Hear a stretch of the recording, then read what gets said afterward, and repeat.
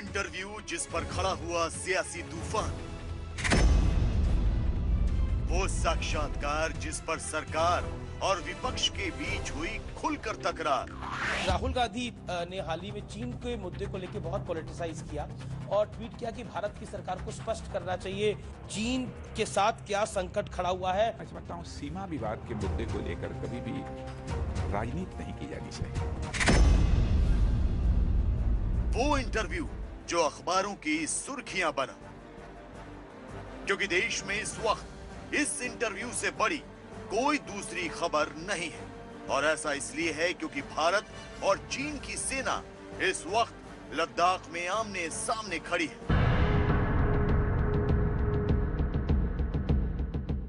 और इस टकराव के बीच अमीश देवगन ने रक्षा मंत्री राजनाथ सिंह का सबसे बड़ा, सबसे बेबाक साक्षात्कार किया है। पूरी दुनिया अब कोरोना से लड़ रही है और चीन अगर घुसपैठ की कोशिश कर रहा है तो मंशा क्या लगती है आपको? भारत दुनिया में किसी भी देश के स्वाभिमान पर न चोट पहुंचाना चाहता है, न भारत अपने देश के स्वाभिमान पर किसी भी सूरत में चोट बर्दाश्त कर सकता है।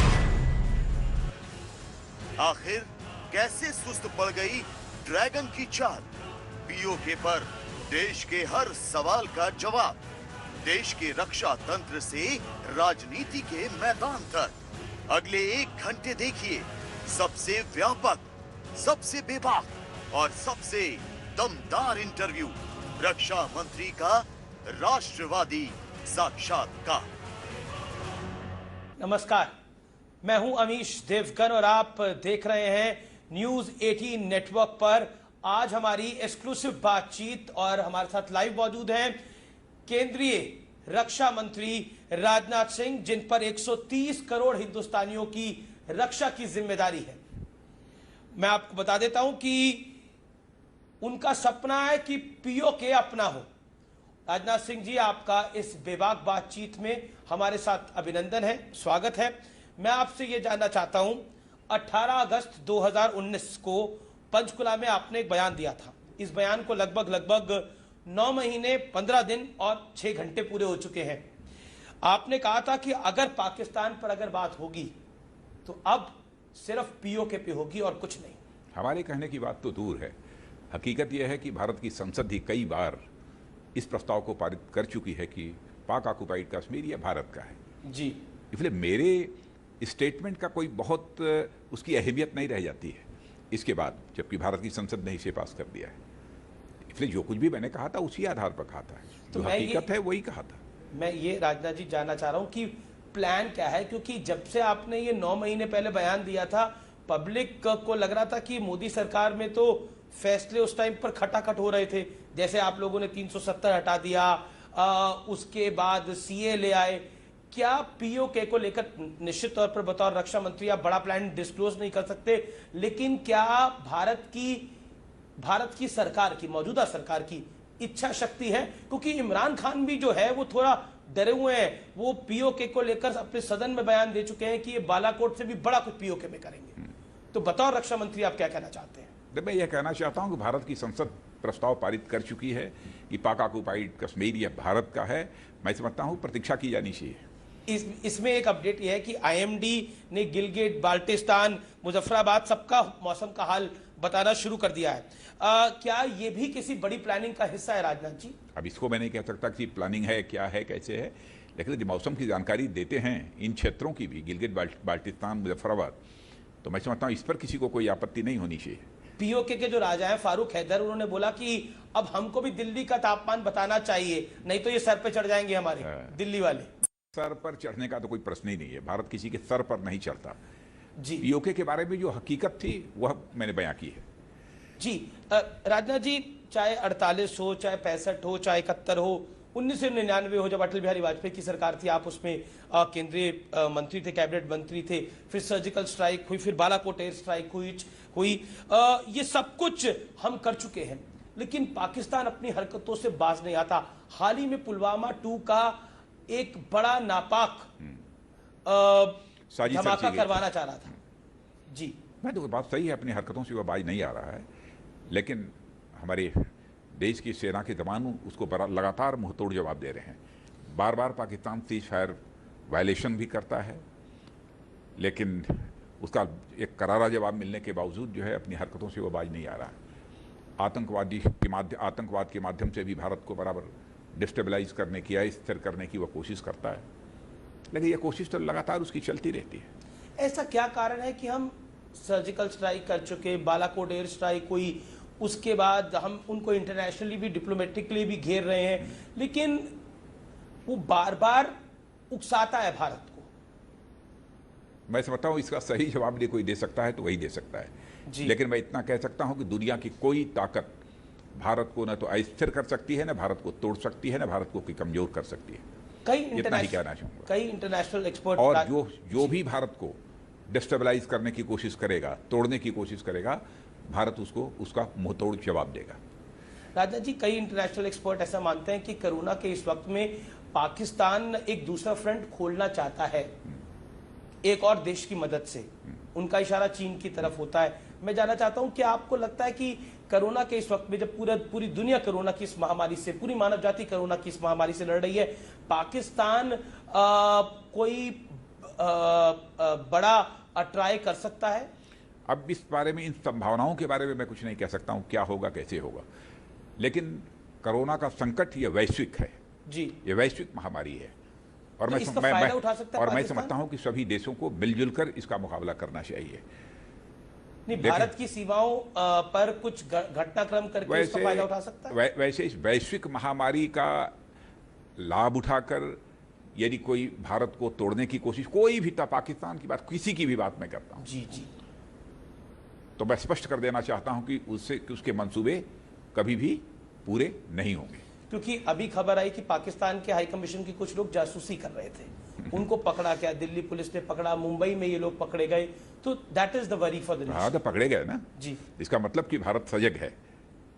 और वो जानना चाह रहे थे, वो जानना ये चाह रहे थे कि पीओके में क्या मूवमेंट भारतीय सेना करना चाह रही है, उनके वो सेना की मूवमेंट के बारे में जानना चाह रहे थे, जो हमारी जानकारी है। तो इसीलिए तो गिरफ्तार हुए, वो पकड़े गए और सीधे पाकिस्तान को वापस कर दिए गए जी। इसका मतलब भारत अपने देश की सुरक्षा को लेकर पूरी तरह से सजग है, क्या स्पष्ट संदेश जाता है जी।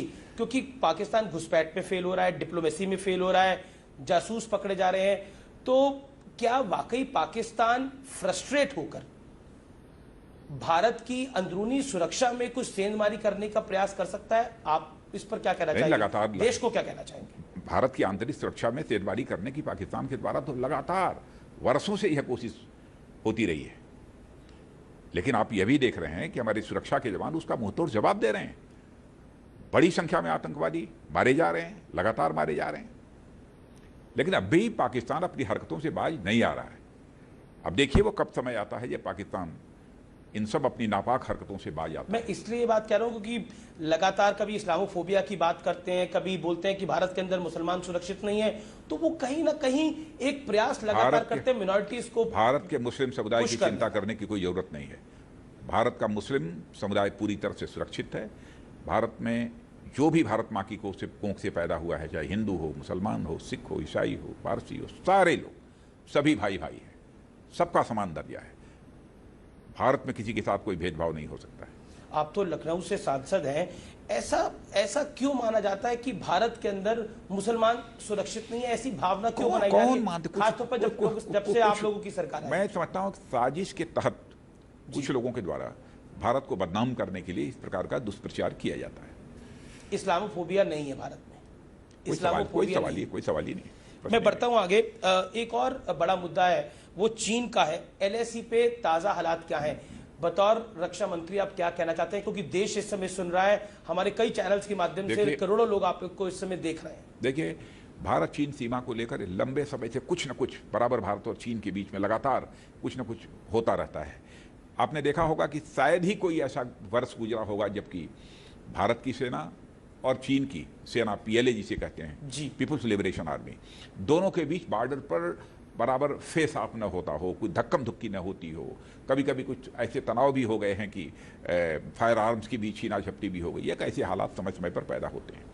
मैं समझता हूं कि चीन को भी अब इस संबंध में बहुत गंभीरतापूर्वक विचार करना चाहिए ताकि इस विवाद को पूरी तरह से सुलझाया जा सके। अभी स्थिति क्या है? हाल फिलहाल की जो घटना है, यह बात सच है कि सीमा पर इस समय चीन के लोग भी, उनका दावा है कि हमारी सीमा यहाँ तक है, भारत का यह दावा है कि हमारी सीमा यहाँ तक है, और उसको लेकर एक मतभेद हुआ है और अच्छी खासी संख्या में चीन के लोग भी आ गए हैं।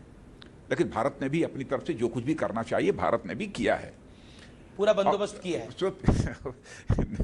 अब आगे नहीं कहना चाहूंगा, लेकिन मैं यह कहना चाहूंगा कि पहले भी जब भी विवाद हुए हैं, चाहे डोकलाम का ही विवाद हुआ, तो भारत और चीन में मिलिट्री स्तर पर और कूटनीतिक स्तर पर, जिसे डिप्लोमेटिक लेवल कहते हैं, उस समय भी बातचीत हुई थी और डोकलाम की समस्या का समाधान हुआ था। इसके पहले भी जब कभी भी कोई इस प्रकार की वारदात हुई है भारत और चीन के साथ, तो इसी प्रकार से सेना के स्तर पर और कूटनीतिक स्तर पर बातचीत के द्वारा उसका समाधान निकला है। आज के जो हालात हैं, मिलिट्री लेवल पर इस समय बातचीत चल रही है और मैं समझता हूं कि 6 तारीख को संभवतः एक मिलिट्री के बड़े अधिकारियों के स्तर पर भी बात होने जा रही है। इसकी जानकारी आज ही मैंने अपने आर्मी चीफ और सभी लोगों से बातचीत की है, उन्होंने दिया है। तो एक सवाल ये खड़ा होता है कि डोकलाम में 2017 में हमने बहुत मुंह तोड़ जवाब दिया था, हम डट के खड़े रहे थे। इस बारी वो काफी अंदर तक आ गए हैं, ऐसा कई अटकलें लगाई जा रही है, इंटरनेशनल मीडिया में चल रहा है। देखिए, भारत की एक नीति बहुत ही स्पष्ट है जी कि भारत दुनिया में किसी भी देश के स्वाभिमान पर न चोट पहुंचाना चाहता है, न भारत अपने देश के स्वाभिमान पर किसी भी सूरत में चोट बर्दाश्त कर सकता है। बस स्पष्ट नीति है, इससे जिसको जो अर्थ निकालना हो अर्थ निकाल ले। मैं आपके साथ फॉर्मर मिनिस्टर रहे जॉर्ज फर्नांडिस की एक बात आपको याद दिलाता हूं। उन्होंने बोला था भारत का अगर कोई सबसे बड़ा दुश्मन है तो वो चीन है। अब आप रक्षा मंत्री हैं, तब वो रक्षा मंत्री थे। यूं आप कुछ कहना चाहते हैं? देखिए, मैं किसी को दुश्मन नहीं जी, मैं यह मानता हूं कि पड़ोसी है जी, पड़ोसी तो हमारा पाकिस्तान भी है जी, लेकिन पाकिस्तान अपनी हरकतों से बराबर इधर उधर बाज नहीं आता है। लेकिन भारत की यहां तक सोच का प्रश्न है। भारत की सोच ये बराबर यही रहती है कि हमारी दुनिया के सभी देशों से हमारे रिश्ते अच्छे होने चाहिए। हम किसी को अपना दुश्मन नहीं मानते हैं जी, कोशिश हमारी यही रहती है। क्योंकि लेकिन जी भारत के स्वाभिमान के साथ यदि कोई छेड़छाड़ करने की कोशिश करता है अथवा भारत के मस्तक को झुकाने के लिए कोशिश करता है, तो हमारे अंदर वो कुवत भी है कि हम उसका मुंहतोड़ जवाब दे सकते हैं। जॉर्ज फर्नांडिस तो कहते तो मेरा तो मन करता है कई बार खुद मशीन गन लेके बॉर्डर पे चले जाओ। मैं नहीं कह सकता जी, क्या है, मैं स्वयं मशीन गन लेकर। जी, अब मैं बढ़ता हूं आगे। राहुल गांधी ने हाल ही में चीन के मुद्दे को लेकर बहुत पॉलिटिसाइज किया और ट्वीट किया कि भारत की सरकार को स्पष्ट करना चाहिए चीन के साथ क्या संकट खड़ा हुआ है और ये जो अनिश्चितता बनी हुई है, क्या कहना चाहते हैं? जो कुछ भी मैंने तो स्पष्ट कर ही दिया। और मैं समझता हूं सीमा विवाद के मुद्दे को लेकर कभी भी राजनीति नहीं की जानी चाहिए। सीमा विवाद इसे पॉलिटिसाइज नहीं करना चाहिए। यदि कहीं से इसकी भनक भी यदि मिलती है, सारे देश को अपने सारे भेदभावों को भुलाकर एकजुट होकर खड़ा हो जाना चाहिए। इस समय राजनीति की सवाल पूछने का यह समय नहीं है, क्या हो रहा है, कैसे हो रहा है, क्या हो रहा है। जब भी जरूरत होगी हम बैठकर सबके साथ बात करेंगे। सीमा सुरक्षा का सवाल यह केवल किसी एक राजनीतिक पार्टी का, भाजपा का सवाल नहीं है, अथवा इस मोदी जी के नेतृत्व की गवर्नमेंट का यह सवाल नहीं है। सीमा सुरक्षा का प्रश्न तो पूरे देश के साथ जुड़ा हुआ था। पूरे देश को विश्वास में लेकर जो है सीमाओं की सुरक्षा की जाती है, देश की सुरक्षा की जाती है।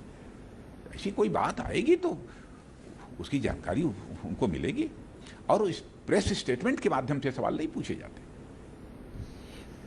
पूरी दुनिया कोरोना से लड़ रही है और चीन अगर घुसपैठ की कोशिश कर रहा है तो मंशा क्या लगती है आपको चीन की, इसके पीछे माइंडसेट क्या लगता है? अब देखिए, इस समय बातचीत का जब सिलसिला चल रहा है जी, तब मैं इस समय कोई संदेह व्यक्त नहीं करना चाहूंगा। इस समय कोई अपनी तरफ से स्टेटमेंट नहीं दूंगा।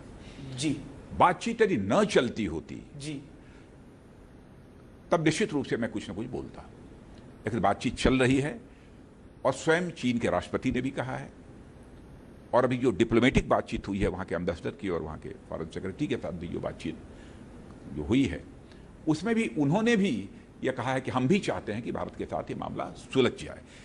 जब यह स्थिति इस समय की है तो उस समय मेरे द्वारा कुछ कमेंट किया जाना मैं समझता हूँ उचित नहीं होगा। दो चीजें हुई इस दौर में। डोनाल्ड ट्रंप ने बोला कि प्रधानमंत्री मोदी का मूड बहुत गुस्से में, हालांकि विदेश मंत्रालय ने उसको नकार दिया कि इस तरह की कोई बात फिलहाल नहीं हुई, लेकिन वो मध्यस्थता की भी बात कर रहे हैं। तो बतौर रक्षा मंत्री क्या कहना चाहते हैं आप? वो कह रहे हैं कि हम मध्यस्थता करने को भी तैयार हैं अगर भारत और चीन चाहेगा तो। नहीं, हमारे यहाँ एक मैकेनिज्म है समस्या को सुलझाने का जी, भारत और चीन के बीच, और अभी उसी मैकेनिज्म के आधार पर हम काम कर रहे हैं। तो डिप्लोमेटिक रूट और मिलिट्री रूट दोनों। एक बड़ा मुद्दा नेपाल भी है। अटल जी कहते थे कि अच्छा, ऐसा नहीं है कि जी, उसके समाधान की बात केवल मैं नहीं कर रहा हूं, चीन भी कह रहा है ना। आपने देखा होगा राष्ट्रपति का भी स्टेटमेंट था अभी, जब हमारे राजदूत और वहाँ के फॉरेन सेक्रेटरी की जो भेंट हुई है उसमें भी ये बात, उन्होंने भी ये कहा है कि हम लोग चाहते हैं कि बिल्कुल शांतिपूर्ण तरीके से मामले को बातचीत के द्वारा सुलझाया जाना चाहिए। तो बातचीत के द्वारा सुलझ जाए तो इससे अच्छी बात और क्या होगी। अब्दुल कलाम का मुद्दा था, अंततोगत्वा सुलझा। इसके पहले भी इस हालात इसी प्रकार के कुछ पहले पैदा हुए हैं, लेकिन सुलझा है, हल निकला है। तो इसलिए भरोसा रखना भारत चाहिए। के जनता को आप आश्वस्त करना चाहते हैं कि भारत दबने वाला नहीं है। मैं इतना ही कहना चाहता हूं कि भारत का मस्तक किसी भी सूरत में झुकेगा नहीं। हम न तो दुनिया में किसी का मस्तक झुकाना चाहते हैं, न कभी हम अपना मस्तक झुका सकते हैं। अटल जी कहते थे कि नेपाल हमारे लिए रिश्तेदार देश की तरह है। अब देखिए वही आंखें दिखा रहा है वो। उसने एक मैप पास कर दिया नया जिसमें भारत का कुछ एरिया है। क्या कहना चाहते हैं आप बतौर रक्षा मंत्री? मैं तो बिल्कुल एकदम बिल्कुल भाई की तरह मानता हूं नेपाल। क्यों करा नेपाल ने चाइना के इशारे पे?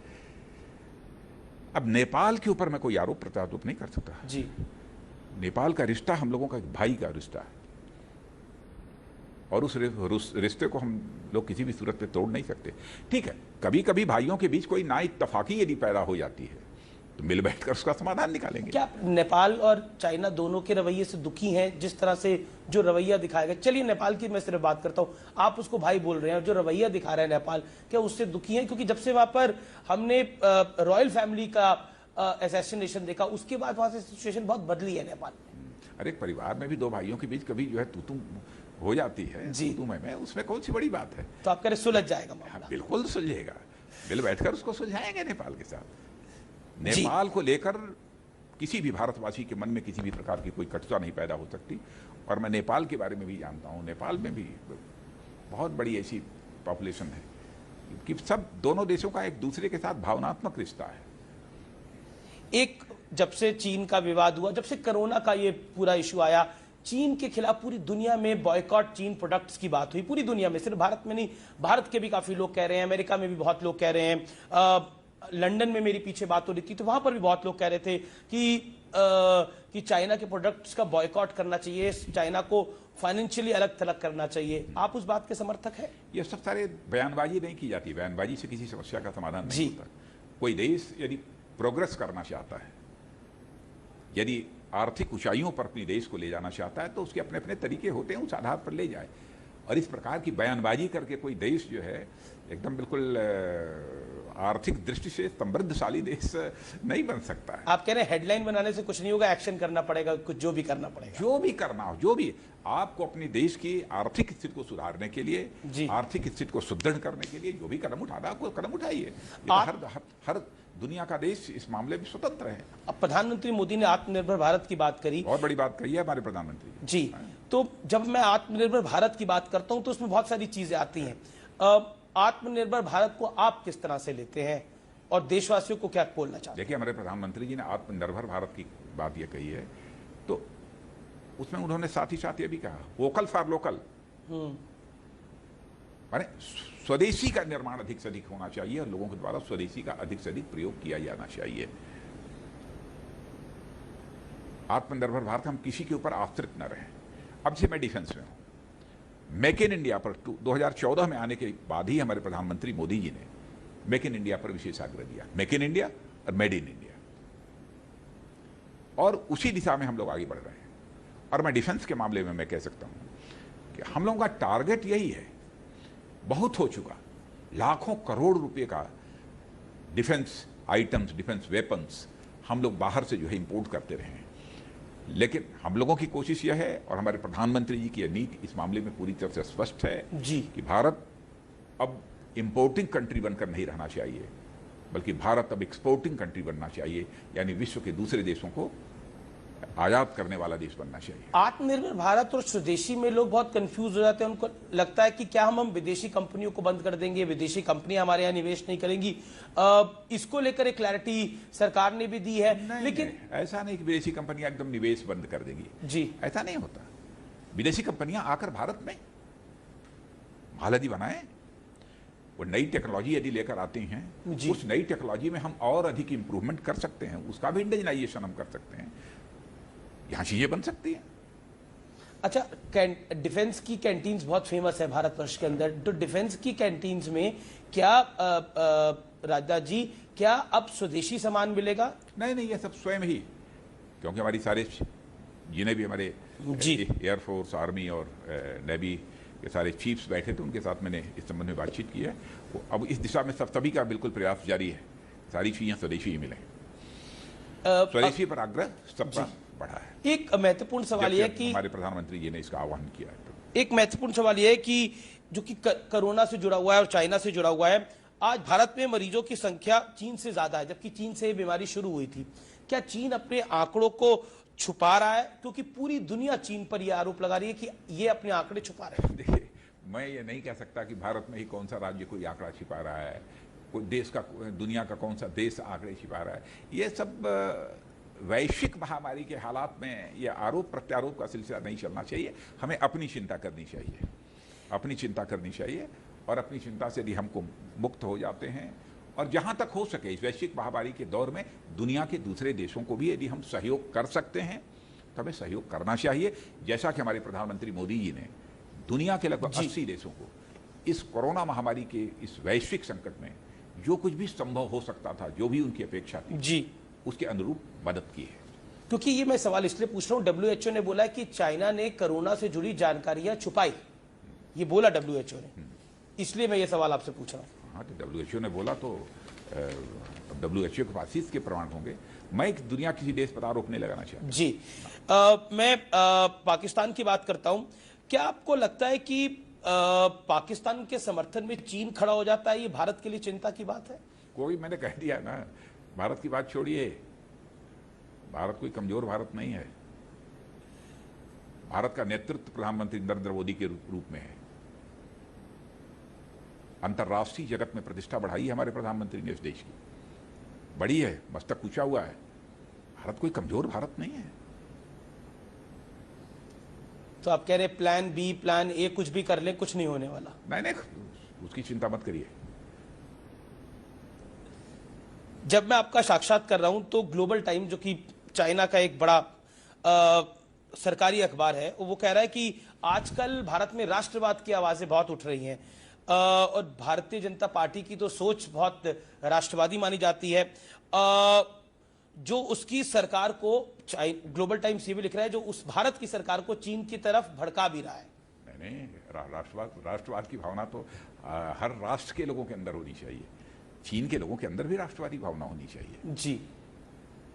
दुनिया के हर देश के अंदर, भारत के लोगों के अंदर भी राष्ट्रवादी भावना। तो भारत के राष्ट्रवाद से चीन को क्या दिक्कत हो सकती है? हाँ, लेकिन कोई दिक्कत नहीं, हमारी राष्ट्रवादी भावना है, लेकिन वसुधैव कुटुंबकम का संदेश सारे विश्व को देने वाला जी, दुनिया में इकलौता यदि कोई देश है तो भारत ही है,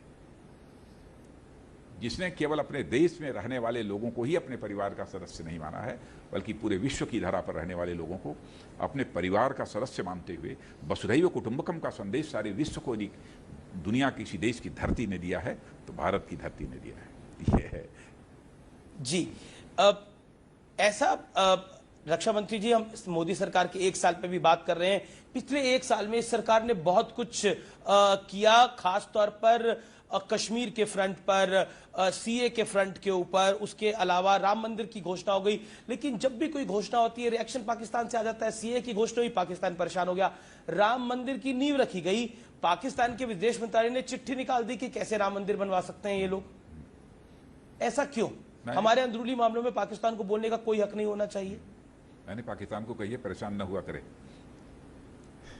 यह सब जो कुछ भी हो रहा है भारत में, उसको देखकर तो उसे खुशी होनी चाहिए कि भारत हमारा पड़ोसी देश है, उसमें सारी राम मंदिर से पाकिस्तान का क्या लेना देना? बहुत पुरानी समस्याओं का समाधान हो रहा है, और पाकिस्तान को तो सचमुच इससे खुशी होनी चाहिए कि भारत में एक ऐसा सशक्त नेतृत्व है, एक ऐसी सशक्त राजनीतिक पार्टी है जो कहती है वह करती है। वर्षों से जो कुछ भी हम लोग कहते चले आ रहे थे अपने चुनावी घोषणा पत्र में, उन्हीं सब सारी चीज़ों को पूरा किया है। हमने देश को अंधेरे में रखकर कोई काम नहीं किया है, चाहे धारा 370 का मामला हो, चाहे सिटीजनशिप अमेंडमेंट बिल का मामला हो, चाहे राम मंदिर का मामला हो, किसी को अंधेरे में नहीं रखा है। 2014 में मैं पार्टी का अध्यक्ष था, उस समय जो जब घोषणा पत्र जो बना था उसमें भी ये सब सारी चीजें शामिल। उसके पहले जनसंघ के रूप में पहला जो चुनावी घोषणा पत्र जारी हुआ था। नहीं, समस्या ये है कि आपके घोषणा पत्र में था, समस्या ये नहीं है, समस्या है कि आप अपने घोषणा पत्र को लागू कर रहे हैं। लागू विपक्ष की भी समस्या यही है। नहीं, इसका मतलब कि भारत में हमें चाहते हैं कि राजनीति में विश्वास का संकट नहीं होना चाहिए। नेता जो कहे उसे करे, जनता यही चाहती है। नेता की कथनी और करनी में अंतर नहीं होना चाहिए। वही तो हमने जो कहा वो किया, तो इस पर किसी को आपत्ति क्यों होनी चाहिए, बल्कि हमारा तो स्वागत किया जाना चाहिए। विपक्ष कहता है कि आप लोग बात नहीं करते, 370 आपने हटाया, अचानक आके हटा दिया, बात नहीं करी। उसके बाद कई मुख्यमंत्रियों, पूर्व मुख्यमंत्रियों को वहां पे आप लोगों ने जेल में रखा। अरे भाई, देश का गृह मंत्री रहते हुए मैं कश्मीर की धरती पर भी जाकर बार बार मैं कहता रहा कि बात करिए, मैं बात करने के लिए आया हूं, बात करने के लिए आया हूं। वहां के मुख्यमंत्री उस समय थी महबूबा जी, उनको भी मैंने कहा आप भी लोगों से कहिए। उन्होंने भी अपनी तरफ से कोशिश की, कोई बात करने को तैयार ही नहीं, किससे बात करें। लेकिन जब चुनावी घोषणा पत्र में हमारे था, तब तो यह नीति पूरी तरह से हमारी जगजाहिर थी, हमारे कार्यक्रम जगजाहिर थे कि हम क्या करेंगे सत्ता में आने के बाद। इस पर किसी को संदेह नहीं होना चाहिए। 370 को जोड़कर, सीओ को जोड़कर, राम मंदिर को जोड़कर भारतीय मुसलमान के साथ जोड़ दिया जाता है और उनको भड़काने की कोशिश होती है। बिल्कुल ये लगातार हुआ है। मैं विश्वास के साथ कह सकता हूं और दावे के साथ कह सकता हूं, हमारे भारत के मुस्लिम के नागरिकता के पर कोई भी दुनिया की ताकत सवालिया निशान नहीं लगा सकती है। नागरिकता कानून के कारण प्रधानमंत्री जी कई बार बोल चुके हैं, हमारे गृह मंत्री जी कई बार बोल चुके हैं। मैं आपको 2 एग्जाम्पल देता हूं। ओवैसी साहब के भाई हैं, उन्होंने बोला कि मुगलों ने 800 साल 900 साल राज किया है, ये क्या 5 साल वाली मोदी सरकार हमारा करेगी। ये सब बिल्कुल समाजवादी पार्टी के अबू आजमी ने बोला, यही बोला। ऐसे बेतुकी बातों का जवाब मैं नहीं देना चाहता। जी, मैं बढ़ता हूं। कुछ लोग ऐसे हो सकते हैं। कश्मीर को लेकर, क्योंकि आप रक्षा मंत्री हैं, कश्मीर में पत्थरबाजी की घटनाएं पूरी तरह से क्यों नहीं बंद हो पा रही हैं? देखिए, नहीं, पूरी तरह से काफी कम हो गई अब तो। अब आतंकवादी वारदातें भी अब काफी कम हो गई हैं। पहले के कंपैरिजन में तुलना करिए तो काफी कम हो गई हैं धारा 370 समाप्त होने के बाद। और पत्थरबाजी की घटनाओं में भी बहुत कमी आ गई है, अब तो नामात्र की रह गई हैं। और मैं समझता हूं कि धीरे धीरे कश्मीर के लोगों की सोच में एक बदलाव आएगा। हम कश्मीर का डेवलपमेंट करना चाहते हैं। हम चाहते हैं कि फिर से बिल्कुल कश्मीर भारत ही नहीं बल्कि दुनिया के लोगों के लिए एक आकर्षण का केंद्र बन जाए। हमारी तो ख्वाहिश ये है। कश्मीरी पंडितों को लेकर सवाल है, पिछले 6 साल की सरकार के अंदर, पहले आप गृह मंत्री थे, अब आप रक्षा मंत्री है, कश्मीरी पंडितों को कब उनके घर वापस जाने को मिलेगा? ऐसा माना जाता है कि बीजेपी कहती है, करती नहीं। देखिए, अब ये तो कोई नहीं कह सकता। कश्मीरी पंडितों के लिए विश्वसनीयता के संकट को भारत की राजनीति में चुनौती के रूप में किसी ने स्वीकार किया है तो हमारे दल ने स्वीकार किया है, हमारे नेतृत्व ने स्वीकार किया है। इसलिए यह आरोप कोई नहीं लगा सकता कि यह कब वो होगा। लेकिन अब वहां पर यूनियन टेरिटरी बन गई है। धीरे धीरे मैं समझता हूं कि सारी चीजें ये पूरी होंगी, इन पर अमल किया जाएगा। आप कोरोना से जुड़ी जो कमेटी थी उसके चेयरपर्सन भी थे। मैं आपसे ये जानना चाहता हूं कि लॉकडाउन को लेकर जो फैसले हुए उस पर विपक्ष, खासतौर पर कांग्रेस पार्टी, खासतौर पर राहुल गांधी बहुत तीखी टिप्पणी कर रहे हैं कि बहुत ही अनप्लैंड वे में लॉकडाउन को किया गया, कोई प्लानिंग नहीं की गई, लॉकडाउन कर दिया गया। क्या कहना चाहते हैं आप? मैं समझता हूं कि आपने देखा होगा सारे, जब जनता कर्फ्यू का ही आह्वान हमारे प्रधानमंत्री ने किया था, सारा देश उसके साथ उठ खड़ा हुआ था, सबने उसको फॉलो किया। राहुल गांधी ने तो कंप्लीट फेलियर बताया इसको। अब तो कोई किसी भी के स्टेप को कोई फेलियर बतला सकता है, लेकिन मैं समझता हूँ बहुत ही सफल रहा है। लेकिन शायद यदि लॉकडाउन की प्रधानमंत्री जी ने घोषणा न की होती तो कैसी भयावह स्थिति यहाँ पर होती, उसकी कल्पना नहीं की जा सकती। आज जो स्थिति संभली हुई है, आज हम विश्व के लगभग 8वें नंबर पर आते हैं इस महामारी के मामले में, स्थिति बहुत ही बदतर हो जाती है। विपक्ष के साथ आपकी सरकार के रिश्ते की मैं बात करता हूं। उत्तर प्रदेश में थोड़ा लेके जाना चाहता हूं आपको। अभी पीछे प्रियंका वाड्रा ने वहां 1000 बसें भेजी। योगी सरकार ने बोला हम ये बसों को नहीं लेंगे। आप पूर्व मुख्यमंत्री भी हैं उत्तर प्रदेश के, मौजूदा में रक्षा मंत्री भी हैं। आपकी सरकार पे मजदूरों के साथ नाइंसाफी का आरोप भी लगा और कहा कि कोई फिक्र भी नहीं है। क्या कहना चाहते? देखिए, जहां तक देश के मजदूर भाइयों का, प्रवासी मजदूर भाइयों का प्रश्न है, हमारी सरकार पूरी तरह से संवेदनशील है उनके मामले में। और लेकिन जिस तरीके से कुछ लोग सड़कों पर निकल पड़े थे, उससे मैं समझता हूं कि सबकी भावनाओं को चोट पहुंची है। मैं प्रधानमंत्री जी से भी बात हो रही थी, प्रधानमंत्री जी की भावनाओं पर भी चोट पहुंची है। अब राज्यों की सहमत से ही हम ट्रेन चला सकते थे, तो राज्यों से बातचीत करके लगभग 4100 से अधिक ट्रेनें हम लोगों ने चलाई।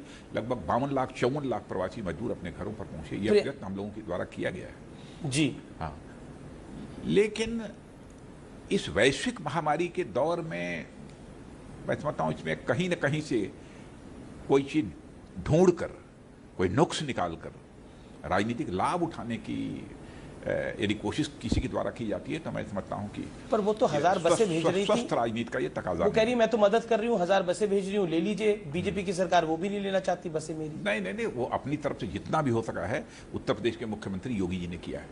योगी जी का काम बहुत ही सराहनीय रहा है। सोनिया गांधी भी हो, राहुल गांधी भी हो, वो कह रहे हैं कि आपकी सरकारों को मजदूरों की कोई फिक्र नहीं है, सिर्फ 20,000 करोड़ की घोषणा कर देती है लेकिन पैकेज में कुछ नहीं होता। क्या बात है। शायद उनको इस बात की जानकारी नहीं है कि दुनिया के भारत के 80 करोड़ लोगों को मुफ्त में अनाज और चावल देने का काम हमारी सरकार कर रही है, मुफ्त में। और इतना ही नहीं, जो समाज के कमजोर वर्ग के लोग हैं, जो महिलाएं, हमारी बुजुर्ग महिलाएं, उनके खाते में 1500 रुपया डाला है। देश के किसानों का जहां तक सवाल है, 6-6 हजार रुपया उनके खाते में डालना, पहली किस्त उसकी 2000 रुपये की। गरीबों की चिंता करते हुए ही प्रधानमंत्री जी ने प्रधानमंत्री जनधन योजना के अंतर्गत सबके खाते खुलवाए। घर में कोई खास जरूरत आ जाने के बाद कि दूसरे के सामने हाथ न फैलाना पड़े, इसलिए 5000 रुपया स्वयं ही वो उससे बैंक से ओवरड्राफ्ट के रूप में ले सकते हैं। आयुष्मान भारत योजना के अंतर्गत 1 करोड़ से अधिक लोगों ने जिसका लाभ उठाया है, माने 50 लाख रुपए तक का 1 साल में आपका मुफ्त इलाज हो सकता है। घर घर में, हर गरीब के घर में गैस सिलेंडर की व्यवस्था करा देना, हर गरीब के घर में भी शौचालय की व्यवस्था हो जाए, कोई भी झोपड़ी में न रहे, उसके लिए पक्के मकान की व्यवस्था हो जाए। सब तो सब छोड़िए, तकनीक के मामले में भी आज 5 वर्षों, 6 वर्षों के अंदर जो मोदी जी का ये प्रधानमंत्रित्व का कार्यकाल रहा है, 6 वर्षों के अंदर टेक्नोलॉजी का जहां तक सवाल है, 10% लोग शहरी क्षेत्रों में जितने इंटरनेट हैं उससे 10% अधिक इंटरनेट यदि कहीं पर है तो भारत के गांव में। यह बदली हुई तस्वीर है। मैं आपको सोनिया गांधी की डिमांड भी बता देता हूं। वो कहती हैं कि उन्होंने मांग उठाई है कि भारत की सरकार, जो मोदी सरकार है, आप लोगों की सरकार है, वो प्रवासियों के हालात को देखते हुए अगले 6 महीनों के लिए 7500 रुपए दे। यानी एक तरह से न्याय योजना जिस पर कांग्रेस ने 2019 का चुनाव लड़ा था वो लागू करे मोदी सरकार। नहीं, उन्होंने अब तक क्या किया है? उसके पहले लंबे समय तक उन्होंने सरकार चलाई है।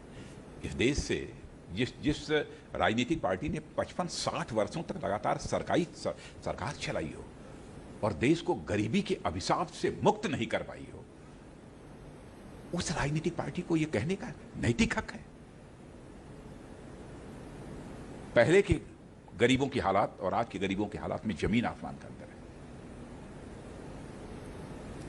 2 चीजें अहम है। सोनिया गांधी 7500 की बात करती हैं, प्रियंका मैं समझता हूं इसमें कोई सर्वे भी कराना चाहता तो सर्वे करा सकता है। नहीं, अभी कई सर्वे हुए हैं जिसके अंदर सरकार, मोदी सरकार की लीडरशिप को लोगों ने प्रेज भी किया है in terms of numbers. I am talking about Indian service भी और जो ग्लोबल सर्विस है उनमें भी। लेकिन अहम बात यह कि प्रियंका गांधी वाड्रा बसों की बात करती है उत्तर प्रदेश को लेकर, सोनिया गांधी 7500 रुपए की बात करती है, राहुल गांधी एक डॉक्यूमेंट्री फिल्म बनाते हैं मजदूरों को लेकर।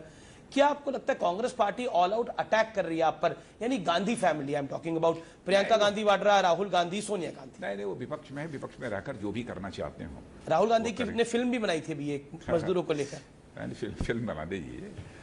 मैं समझता हूँ कि इस समय सभी को, जैसे बहुत सारी स्वयंसेवी संस्थाएं, एनजीओस जी, बहुत सारे ऐसे संगठन हैं जो कि देश के गरीबों की उन्होंने इसके दौरान मदद की है, तो सबको आकर इसमें मदद करनी चाहिए। कई मीटिंग्स के आप भी पार्ट रहे, अधिकतर मीटिंग्स के आप भी पार्ट रहे। एक आरोप विपक्ष की सरकारें लगाती हैं, मैं आपके पुराने सहयोगी की बात करता हूं, उद्धव ठाकरे की।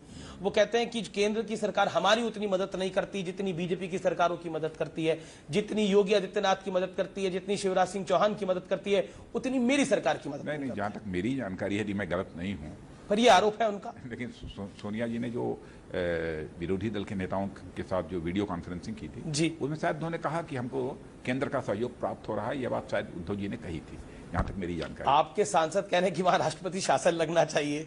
वो कह रहे आपके सांसद नारायण राणे जो पूर्व मुख्यमंत्री महाराष्ट्र के, वो कह रहे हैं वहां राष्ट्रपति शासन लगना चाहिए। आप कह रहे हैं कि हम पूरा सहयोग कर रहे हैं। मैं नहीं कह रहा हूं भाई जी, हम कह रहे हैं उद्धव जी ने इस बात को कहा है, जहां तक मेरी जानकारी। जी, आप कह रहे हैं कि आप लोग कोई भेदभाव नहीं कर रहे। कौन? बीजेपी की सरकार। फेडरल स्ट्रक्चर है इस देश में, जिस दल की सरकार है वो सरकारें ठीक है स्थायी रूप से चले, हमारी सोच तो यही रहती है। अब स्वयं ही यदि कोई सरकार अपने किन्हीं कारणों से यदि गिर जाती, टूट जाती, उसके बारे में कोई क्या करेगा, लेकिन हम किसी की सरकार को डिस्टेबलाइज करना आप ये कह रहे हमारा कभी उद्देश्य नहीं रहा, या कभी इस प्रकार की नापाक हरकत हम लोग करेंगे भी नहीं। पर आप कह रहे हैं कि उद्धव सरकार अभी क्या वाकई आने वाले दिनों में क्या उसका नंबर लग सकता है, डिस्टेबलाइज हो सकती है? मैं कुछ नहीं कह सकता जी। अब वो सरकार, क्योंकि बड़ी सारी अटकलें हैं इन राजनीतिक दलों के गठबंधन से वो सरकार बनी है, वो अपना आपको भविष्य क्या दिखता है? आपका राजनीतिक अनुभव बहुत बड़ा है, बहुत लंबा है, मतलब हमको बहुत कुछ देखना है। मैं सभी सरकारों के भविष्य को, राज्य सरकारों के भविष्य को देखने की हमको फुर्सत नहीं है। जी। मैं बढ़ता हूं आगे। ममता बनर्जी के साथ, ममता बनर्जी कहती है कि बीजेपी सरकार ही चला ले यहां पर आकर, मतलब मुझे क्यों इतना परेशान कर रखा है इन लोगों ने? नहीं, परेशान किसी को करने का सवाल ही नहीं है। नहीं, उन्होंने तो गृह मंत्री अमित शाह का नाम लिया। यदि वेस्ट बंगाल की जनता ने उन्हें मुख्यमंत्री चुना है, जी, मुख्यमंत्री के रूप में वो अपनी जिम्मेदारी का निर्वाह करें। भारत सरकार का जहां तक प्रश्न है, भारत सरकार वेस्ट बंगाल के लिए जो भी मदद की आवश्यकता होगी वो मदद करेगी। आपने देखा कि वहां पर अम्फान जब ये तूफान आया था, उसमें हमारे प्रधानमंत्री जी तुरंत नेक्स्ट डे ही वेस्ट बंगाल गए और वहां की राज्य सरकार को उन्होंने 1000 करोड़ रुपए की आर्थिक सहायता की भी घोषणा। पर ममता जी कहती हैं कि इतना कुछ केंद्र यहाँ पर बोलता है, इतना केंद्र इतना इंटरेस्ट लेता है, अमित शाह जी खुद आ जाएं और सरकार चला लेगा, मेरे को छोड़े। अरे ऐसे सरकारें न बनती, ये बोला ममता जी का ऑफिशियल बयान। बोला होगा, बोल दिया होगा उन्होंने, लेकिन ऐसे सरकारें नहीं बन जाती। कोई कहीं से चला जाए, बैठ जाए और सरकार चलाने लगे, ऐसा आप लोगों ने तो गठबंधन भी रखा जब पुरानी सरकार। मैं कहना चाहता हूँ सरकार चलाए, सरकार ठीक तरीके से चलाए। ममता जी गुस्से में आ जाती हैं थोड़ा जल्दी, लेकिन राजनीति में क्रोध जल्दी नहीं करना चाहिए। पर आप लोगों का अनुभव तो 1999 वाला भी है, जब अटल जी की सरकार थी तब भी वो कई बार मान जाते, कई बार उनका मूड बिगड़ जाता था।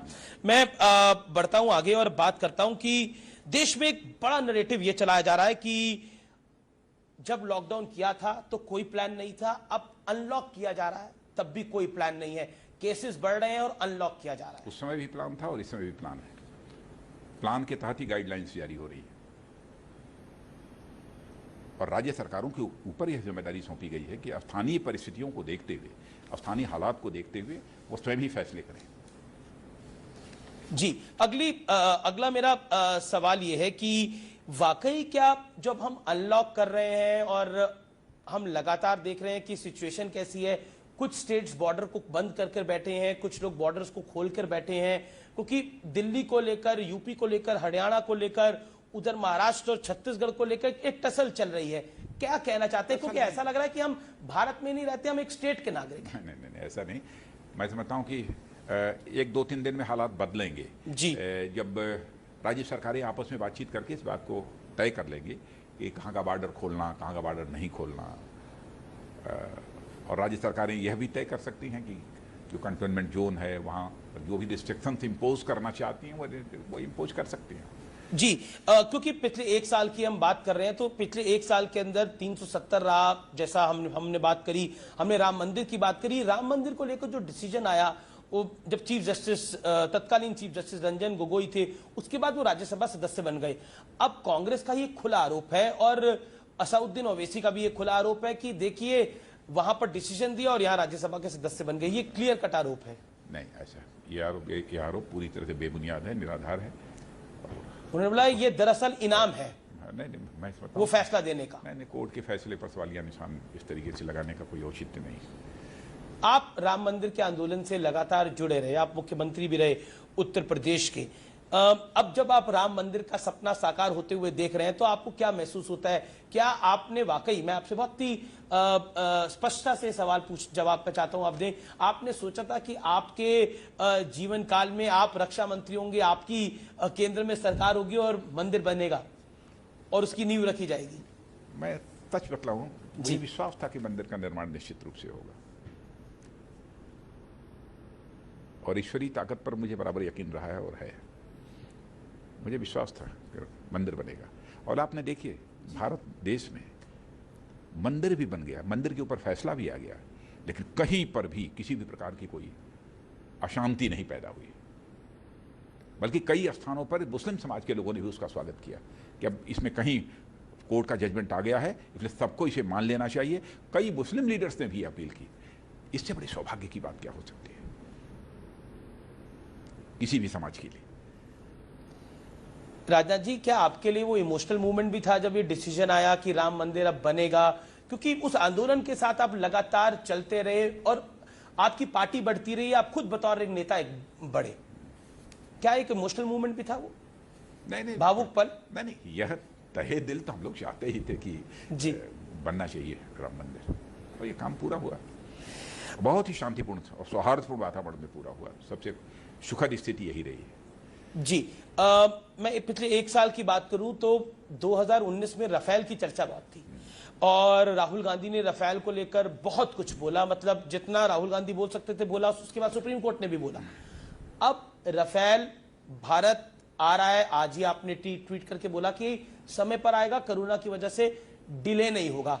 आपने पूजा भी करी, उस पूजा को लेकर भी बड़ा विवाद भारत में छिड़ गया कि पूजा सिर्फ हिंदू धर्म के रीति रिवाज से क्यों कर दी। राफेल को लेकर आप क्या कहना चाहते हैं? नहीं, राफेल तो 7 राफेल तो हम लोगों को मिल चुकी है और जिसमें से कि 4 राफेल, क्योंकि वहाँ पर हमारे एयरफोर्स के जो पायलट्स हैं उनकी ट्रेनिंग भी होती है। तो जब मैं गया था उसी समय राफेल मिल गई थी। इसमें से 4 राफेल इसमें जुलाई के अंत तक यहाँ आ जानी चाहिए। मैं तो बताऊँ थोड़ा बहुत इधर उधर हो सकता है, 10-5 दिन का नहीं कह सकता हूँ, लेकिन वो राफेल आ जाएगी और सारी जितनी भी राफेल आनी है 35-36 सब आएगी। राफेल को लेकर आप कह रहे हैं कि कोई दिक्कत नहीं है कि समय लगेगा, अब डिले हो जाएगा, ऐसा कुछ नहीं होगा? नहीं, ऐसा कुछ नहीं। फिलहाल कोई पेच फंसा नहीं हुआ? कोई। बिल्कुल आखिरी दौर के सवाल हैं। मोदी सरकार 2.0 में सीए एनआरसी का मुद्दा काफी गर्म रहा, उसके बाद हमने शाहीन बाग जामिया होते हुए देखा, फिर दिल्ली हिंसा भी हुई। क्या ये मुद्दा थोड़ा मिसमैनेज हो गया और या फिर लोगों का दुष्प्रचार, एक पर्टिकुलर गैंग का दुष्प्रचार, जो लुटियंस गैंग है उसका दुष्प्रचार बहुत हावी रहा? क्योंकि हमने देखा कि राम मंदिर के फैसले तक आपने सही कहा शांति थी, लेकिन उसके बाद ये लॉबी बाहर निकल के आई और उसने सीए को लेकर चक्के जाम कर दिए। नहीं, जब तक लॉकडाउन नहीं हुआ। मैं कहना चाहता हूं कि हमारे गृह मंत्री अमित शाह जी ने बहुत ही जितनी जल्दी से जल्दी इस पर काबू पाया जा सकता है जी, उन्होंने काबू पाने में इस पर कामयाबी हासिल की है, जो भी दंगा हुआ था। अब देखिए कहीं पर भी कांग्रेस के समय तो ऐसे ऐसे दंगे हुए हैं जिसमें हजार लोग मारे गए हैं, लेकिन दंगा होना है बहुत ही दुर्भाग्यपूर्ण है। पर दंगे से दंगे को कंपेयर नहीं हम कर सकते। हाँ, नहीं कर सकते, मैं कर भी नहीं रहा हूँ, मैं कर भी नहीं रहा हूँ। ये बहुत दुर्भाग्यपूर्ण, मैंने कहा कि चाहे दंगे में 10 लोग मरे, 5 लोग मरे, 2 लोग मरे, ये बहुत ही दुर्भाग्यपूर्ण होते हैं। लेकिन सचमुच इसमें गृह मंत्री अमित शाह जी ने बहुत ही जितने चाक चौबंद व्यवस्था जल्दी करके जिस तरीके से काबू पाया है, उसी के परिणाम मुसलमानों को लेकर आपकी सरकार को पिछले एक साल के अंदर, अगर मैं क्रिटिकल अप्रोच दूं तो मुसलमानों को लेकर एक कॉन्फिडेंस बिल्डिंग की जरूरत है, क्योंकि हमने देखा कि कुछ लोग शर्जील इमाम जैसे लोगों को नेता मुसलमानों को बनाने में लगे हैं, जो कहता है कि भारत में नॉर्थ ईस्ट को मैं चिकन नेक की तरह काट दूंगा।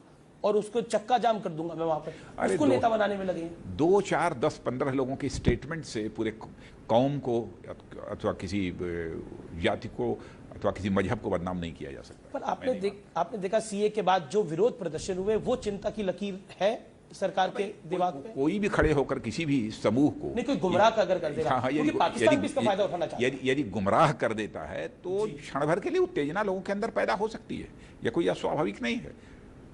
पर ये लेकिन बाद में हालात को समझने के बाद जी मैं समझता हूं कि उनके अंदर सुधार भी आता है। पर ये सोच देश के लिए काफी घातक है, जो इस तरह की सोच रखते हैं और मुसलमानों को भड़काने का काम। नहीं, बहुत ही घातक है, बिल्कुल नहीं करना चाहिए। तो अगले 1 साल का अगर मैं आपसे विजन पूछूं तो वो बड़ा विजन क्या होगा आपकी सरकार का, मोदी सरकार का? नहीं, इस वैश्विक महामारी के दौरान जो थोड़ा बहुत एक आर्थिक संकट भी स्वाभाविक है जी कि एक पैदा हुआ है, और लेकिन सबसे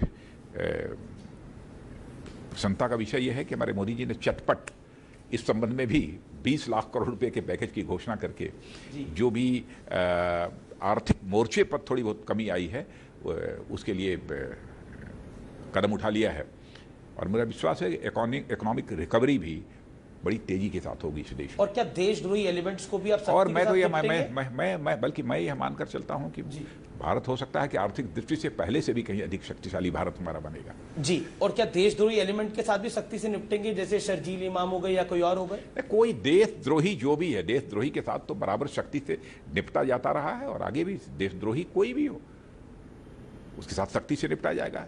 राजा जी, लेकिन देशद्रोही की परिभाषा भी करते समय थोड़ी सावधानी बरतनी चाहिए। मोदी सरकार के 1 साल पर, चाइना पे, पाकिस्तान पर आपसे खुल के बात हुई। अब मैं आपके लिए कुछ तस्वीरें लेकर आया हूं। आप भी हैरान हो जाएंगे मैं तस्वीरें कहां से निकाल के लेकर आया हूं। पहली तस्वीर अटल जी के साथ है और ये दूसरी तस्वीर भी अटल जी के साथ है।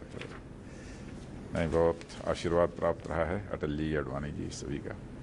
तो जरा बताइए कब की तस्वीर है ये, आपको याद हो तो? ये मैं समझता हूं कि जब मैं पहली बार पार्टी का राष्ट्रीय अध्यक्ष बना था 2006 में जी, ये तब की है तस्वीर। और दूसरी वाली? या तो मुझे यह भी मुझे लगता है कि शायद उसी समय की है या दूसरी बार की है। ये उसमें क्या, ये मैं बतला नहीं पा रहा हूँ। चलिए एक और हो सकता है आप थोड़े इमोशनल भी हो जाएं इस तस्वीर को देख के। सुषमा स्वराज के साथ आपकी 2 तस्वीरें हैं। सुषमा जी के साथ है। एक में तो मुझे लगता है ये शायद अध्यक्ष आप बने थे तब की तस्वीर है, और ये एक और तस्वीर है, ये पानी पिला रही है। ये बताइए ये कहाँ, कब की एक बार हमारे नेताओं को कुछ गिरफ्तार किया गया था, जम्मू कश्मीर का लेकर आंदोलन चल रहा था जी, तो उसी समय मैं राजघाट पर अनशन पर बैठा था। संभवतः उसी समय ये सुषमा जी हमको जूस पिलाकर मेरा अनशन तोड़वा रही हैं। क्योंकि जब हम इस 1 साल की बात करते हैं तब हमने आपने अपने पुराने 2 कलीग्स अरुण जेटली और सुषमा स्वराज को खो भी दिया है पिछले 1 साल के अंदर। चलिए राजनाथ जी, बहुत बहुत शुक्रिया न्यूज़ 18 को अपना समय देने के लिए और विस्तृत बात करने के लिए, भारत को आश्वासन देने के लिए, भारतवर्ष को आश्वासन देने के लिए कि भारत की सीमाएं चाहे चीन हो, चाहे पाकिस्तान हो, चाहे कोई भी हो, उससे सुरक्षित हैं और भारत में मुसलमानों को कोई खतरा नहीं है। बहुत बहुत शुक्रिया। तो ये थे राजनाथ सिंह, केंद्रीय रक्षा मंत्री का पहला सबसे बड़ा इंटरव्यू, जिसमें उन्होंने चाइना पर एक बात करी, पीओके पर भी खुल के बात की। नमस्कार, धन्यवाद।